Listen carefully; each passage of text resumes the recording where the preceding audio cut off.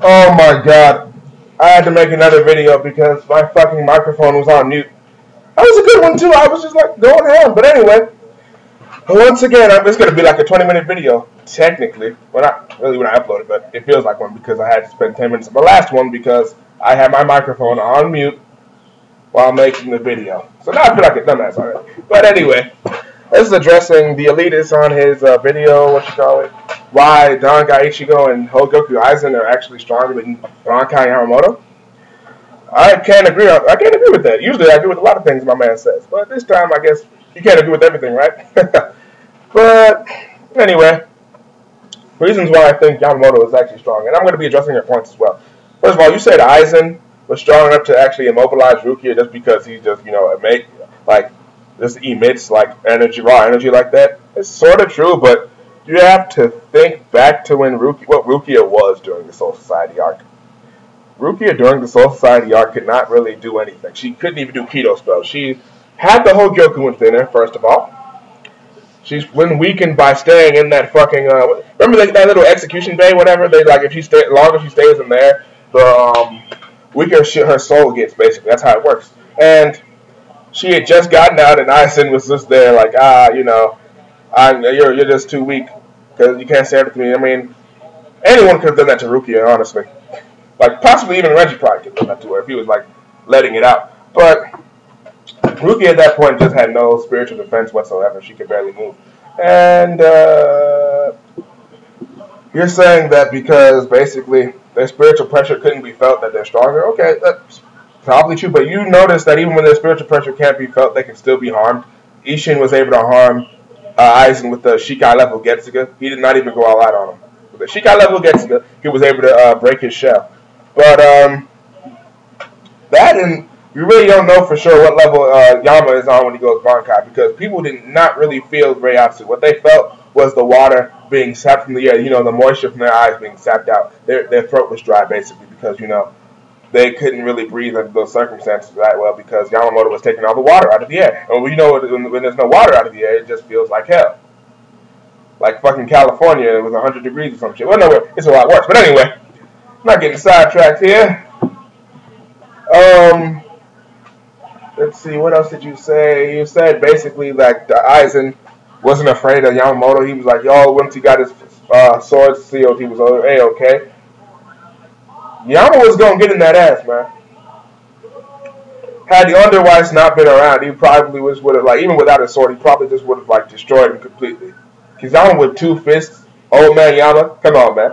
Old man Yama punching the shot. Aizen, if those things would not have affected him, don't you think he just would have let those fists connect? When one time he tried to punch Aizen, he was like, shit, son, what the fuck? That almost hit me.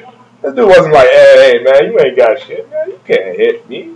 You can't touch me, man. I'm Aizen, motherfucker. You ain't seen me take out the Gote 13, man. No motherfuckers ain't got shit on me. No. This dude was worried. Even without his sword, he was like, oh, well, the only reason he was A-okay was because the flames, as you said, came out, and Yamamoto was like, oh, fuck, I gotta protect the fucking town and shit. Basically. And he had to do that, and he was like really fucked up over it. And I mean, those are Yamamoto's flames. They're enough to destroy a city. They're enough to destroy an inner city, well, necessarily a different dimension, and break the dimension, then destroy the city outside. There were plenty of flames left to spare for that city, and it would have been done. Which is why I didn't go Bankai. I know a lot of people are like, why didn't you go Bankai against Aizen? But we're not talking about that in this video. But yeah, right here we're going to be talking about, I'm still addressing this shit. But, yeah, I mean, physical strength-wise, I mean, I'd like to see Dangai Ichigo try to tank something like that. I mean, he probably could, but I mean, that beam Aizen shot out at him, that little purple thing that wasn't even like Yamamoto's level, was able to fuck up his arm like that. Basically, he could still be hurt. Had he not gone Mugetsu and he had tanked a few more attacks, the dude would have been done. He technically didn't even beat Aizen. Basically, all you have to do for Aizen is like beat him down enough to get him down to a level where the Keto would have worked. And Yamamoto's Bankai possibly like capable of that because we haven't seen anyone with that level of power. And the only person with that level of power, Aizen did not want him full power at all. Did not want him full power at all. Like, okay. You're saying that Ishin was strong enough to flick Aizen. Yes, he was, but before his Hogoku was activated. So, you know what I'm saying? And he wasn't really worried about Ishin because he knew he existed. He knew about Ichigo's origins. He was not worried about this guy. He wasn't really worried about anyone. The only person the person he should have been worried about, he wasn't worried about Urahara. So I guess that kind of defeats my point. But even so, he could still be harmed. I mean, just because his power wasn't able to be felt, or Reiatsu really wasn't able to be felt, I mean, he still was able to inflict damage on this guy. And even so, past that, let's see.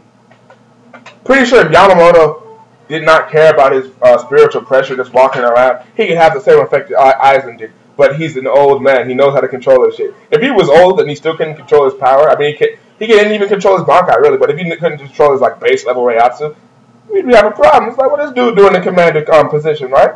Because he can't control his shit. He's obvious. I mean, I'm pretty sure one of the requirements for that is you have to be able to control what you can do. And someone with that level of power has to be able to. And this dude was strong enough to, like, project images into people's heads just by standing there. I mean, Kenpachi does the same thing, but still, he was just able to, like, project images into the, what's her name's head. He was just like, I don't have time to teach a child like you to breathe. Like you said, only Aizen can do that. I'm pretty sure Yamamoto was doing it just fine. You're saying you had to release it? Well, again, his only subject for that was Rukia, and he did have to release it against Grimmjow, did he not? He wasn't just sitting there when Grimmjow left and was like, oh, come back here, Grimmjow. He would know. He had to, like, focus. He had to look at him and focus on him. That's how Reiatsu works in the Bleach universe, really. And pretty much, I doubt there's really any Bleach character right now that can chill at the center of the sun. That can really chill at the center of the sun right now. Yeah, man, I had to start the video up again. Had to get some food, but yeah, man. I can't really think of a Bleach character right now. But you could send to the sun. And they just be like, well, you know, it's just a sun. I'm gonna chill up here for a while. Maybe Aizen, but even so. He just keep getting burned, really. And Yamamoto's hotter than the sun. You have to take that into account. He's hotter than the sun and probably strong. I mean, he's like a moving, breathing, living sun, like, basically. With thousands of years of experience. So, that's kind of why I wouldn't say he's weaker. Not just yet. And honestly, I'm pretty sure if his Reiatsu was like relevant in this fight, then people would have actually been talking about that rather than the dryness in the air. But no, everybody was like, oh, you know, I can't breathe. Oh, my throat's dry. Oh. Pretty much. The only person who has weather manipulation is Hitsugaya. And he's way weaker. So, I really can't think of anything else to say with that. I mean, I don't know what Aizen's physical stat is, but pretty sure Yamamoto beats him in that factor. And you're basically saying the Hogoku versus the sun. You're telling me that Mugetsu is stronger than the sun? It certainly doesn't do damage to the area like one.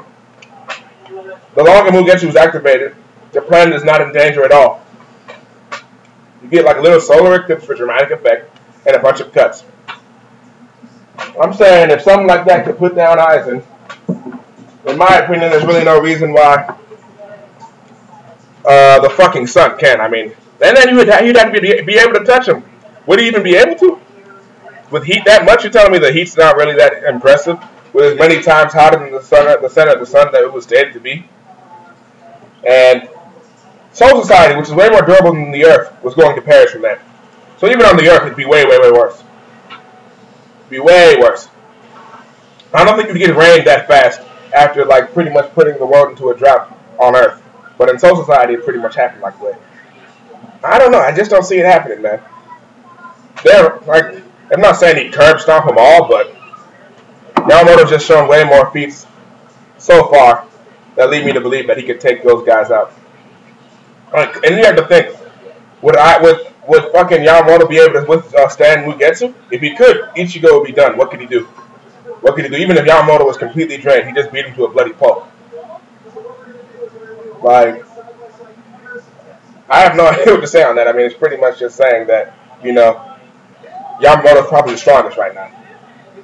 And nothing, I did not see Aizen dish out anything close to the destruction that Yamamoto's dealing out right now. They are higher beings, yes, but they're the sun. If they can go chill in the sun, or I see something like them chilling under the sun right now, I'd be like, oh, okay, maybe I'm wrong. But right now, I doubt that anyone in this manga, without some weird defense mechanism, could not really stand that kind of heat. That's basically what I gotta say, man. Like your videos, I was glad I was able to do a response to you. But yeah, pretty much that's how I feel on it. Yamamoto's pretty much the strongest in Bleach right now. And by the way, I actually forgot about something. Kenpachi, which is supposed to be the strongest guy that had the most potential, was taken out by a fake Juhapachi. Or Juhapak, whatever, man. You know I have trouble with that shit. But he was taken out. Kenpachi was taken out by this guy. I patched on or off, I have no idea. But Kenpachi was taken out, and Yamamoto was able to beat him with his Bonkai. Doesn't that really say something? I mean, to me it does. It easily even. He did not struggle at all. So, yeah. Think about that for a while, I guess.